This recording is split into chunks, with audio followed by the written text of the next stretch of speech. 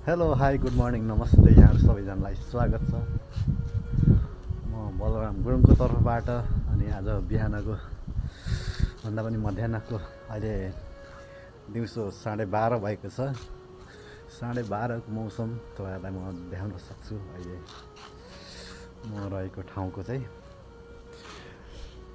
मध्याहको 12 बजे यस्तो छ। हिउँ परेको छ, चिसो हल्का, त्यति धेरै त होइन।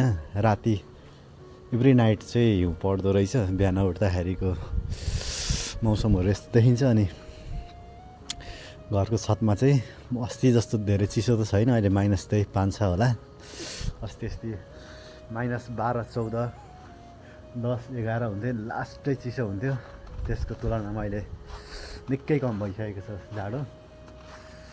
यो हिउँको चिसोले गर्दाखेरि अहिले रुखपातको बोटबिरुवाहरू चाहिँ पुरै झरेर यस्तो हाँगा मात्रै देखिन्छ। अब अहिले फेब्रुअरी आज 1 अनि अब मार्च अप्रिलतिर चाहिँ यो रुखपातहरूमा नि रुख बिरुवाहरूमा नि पात भरिएर चाहिँ एकदम राम्रो हरियाली दृश्य हुनेछ भन्ने आशा राखेको छु। अनि